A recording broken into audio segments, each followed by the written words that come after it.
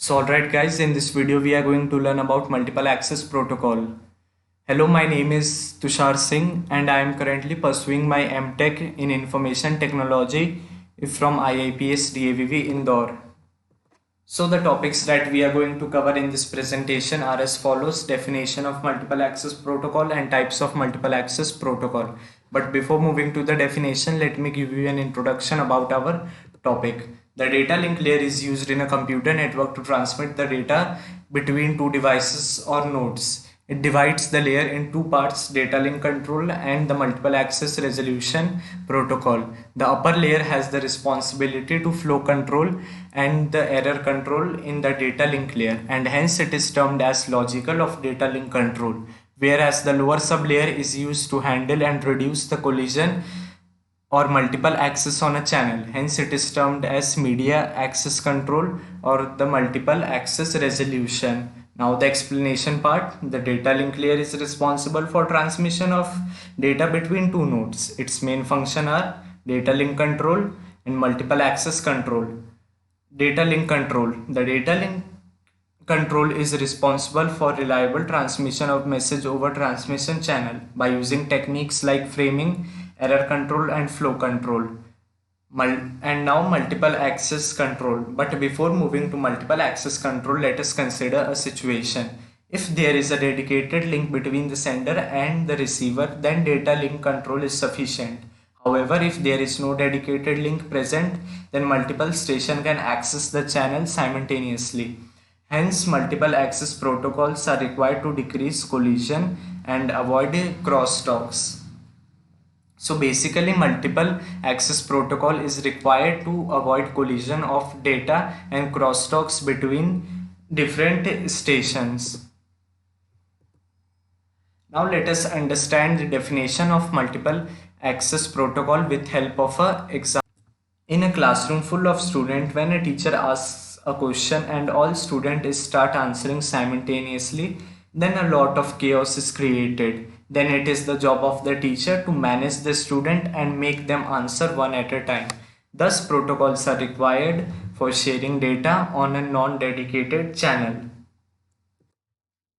Multiple access protocol can be subdivided further as random access protocol, controlled access protocol, channelization protocols. First, we will look at multiple random access protocol.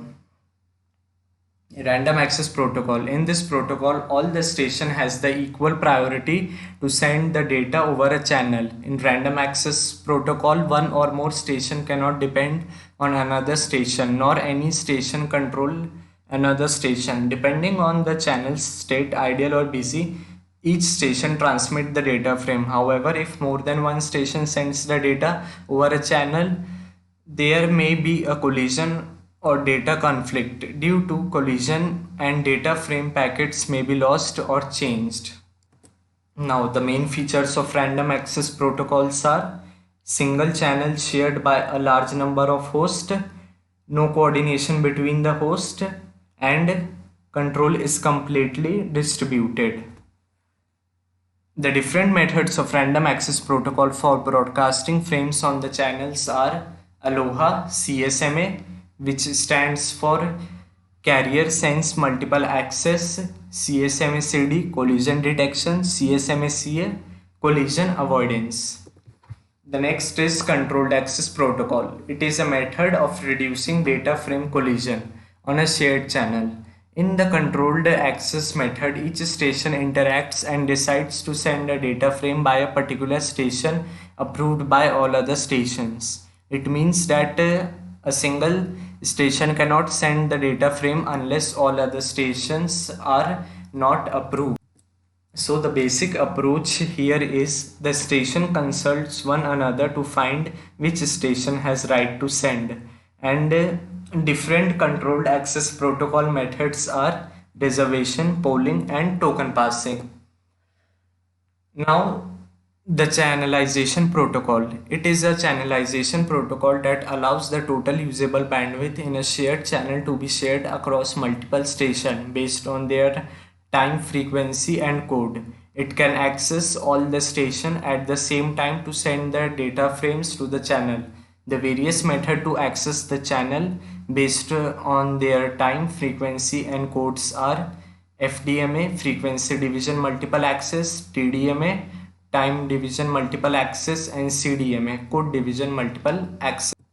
So the main features of channelization protocols are FDMA, TDMA are based on frequency division multiplexing and time division multiplexing in the physical layer respectively, and CDMA is a data link multiple access protocol. So that's all for today's session. Thank you for watching the video.